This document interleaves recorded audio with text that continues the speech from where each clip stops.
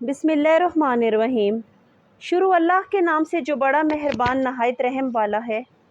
आप सब बहनों और भाइयों को चैनल यसरब के वाली में खुश आमदीद। आप सबसे गुजारिश है कि एक बार सदके दिल से दुरूद इब्राहीमी पढ़ लें, क्योंकि प्यारी बहनों और भाइयों, जो इंसान एक बार दुरूद इब्राहीमी पढ़ता है, अल्लाह पाक 10 मरतबा उस पर अपनी रहमतें नाज़िल फरमाता है। आज हम सुलह हुदैबिया के बारे में बात करेंगे कि जो कि सब्र, हिकमत और कामयाबी की मिसाल थी। सुलह हुदैबिया इस्लाम की तारीख का एक नहायत ही अहम और सबक आमोज़ वाक़या है जो सन 6 हिजरी में पेश आया। इस मौका पर नबी करीम सल्लल्लाहु अलैहि वसल्लम और आपके तकरीबन 1400 सहाबा कराम को उम्रा की नीयत से मक्का मुकरमा रवाना हुए।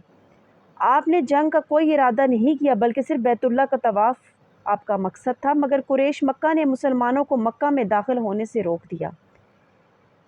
ये काफ़िला हुदैबिया के मकाम पर क़याम पजीर हुआ। वहीं कुरैश के नुमाइंदे और नबी पाक सल्लल्लाहु अलैहि वसल्लम के दरमियान मुज़ाकरात शुरू हुए।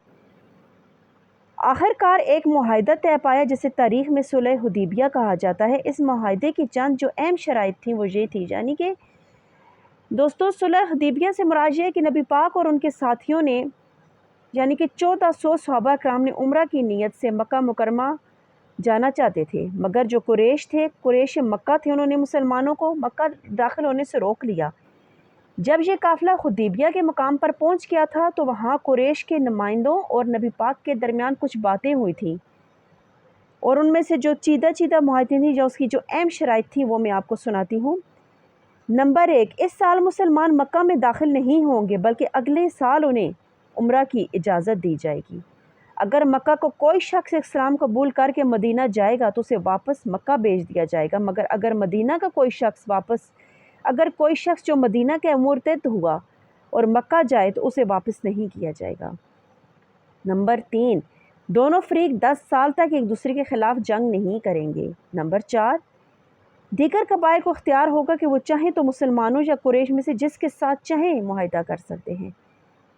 बज़ाहिर तो ये शराइत मुसलमानों के हक़ में सख्त और कमज़ोर लगी थी, लेकिन कई सहाबा कराम रज़ी अल्लाह ताला अन्हुम के दिलों में अफसुर्दगी पैदा हुई। लेकिन रसूल पाक सल्लल्लाहु अलैहि वसल्लम ने इंतहाई सब्र और हिकमत का मुज़ाहरा किया, क्योंकि आपने हालात को सिर्फ मौजूदा वक्त की नज़र से नहीं बल्कि मुस्तकबिल की रोशनी में देखा, और वाकई वक्त ने यह साबित किया कि यह मुआहिदा इस्लाम की बड़ी फ़तह थी। इसके बाद कुरैश और मुसलमानों के दरमियान अमन कायम हुआ, और इस अमन के दौरान बेशुमार लोग इस्लाम में दाखिल हुए। सिर्फ 2 साल के अंदर ही मुसलमानों की तादाद इतनी बढ़ गई कि जब मक्का फ़तह हुआ तो आप सल्लल्लाहु अलैहि वसल्लम के साथ 10,000 सहाबा थे।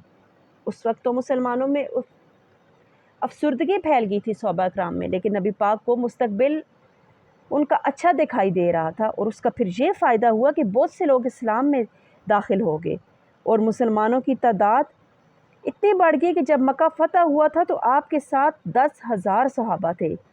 पहले उनके साथ 1400 सहाबा उम्रे के लिए जा रहे थे, लेकिन जब मक्का फ़तह हुआ और सुलह हुदैबिया का ये नतीजा निकला कि 10,000 सहाबा थे। कुरान में भी इस वाक़े को फ़तह मुबीन कहा गया है।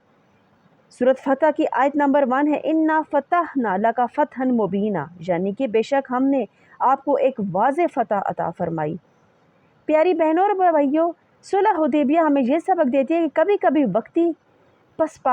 वक्ती जो इंसान को अपनी हार नज़र आती है, असल में बड़ी कामयाबी की तरफ एक अहम कदम होती है। सब्र, हिकमत और दूरअंदेशी हमेशा कामयाबी की कुंजी है। जज़ाकल्लाह। आप सबसे गुजारिश है कि मेरे चैनल को सब्सक्राइब कर दें। मेरी प्यारी बहनों और भाइयों, मैं एक बार फिर इस बात को दोहराती हूँ कि मैं सिर्फ सदका जारिया समझकर अपने बयान पढ़ती हूँ, क्योंकि आपको फिर कहती हूँ कि ना मेरे पास उस किस्म की लोकेशन है, ना मेरे पास उस किस्म का कोई सेटअप बना हुआ है, ना मेरे पास इस किस्म की कोई सहूलियात हैं जिससे मेरी आवाज़ आपके साथ बहुत ज़्यादा क्लियर जाए। लेकिन आप सबसे गुजारिश है कि मेरी हौसला अफजाई के लिए मेरे चैनल को सब्सक्राइब कर दें। शुक्रिया, जज़ाकल्लाह।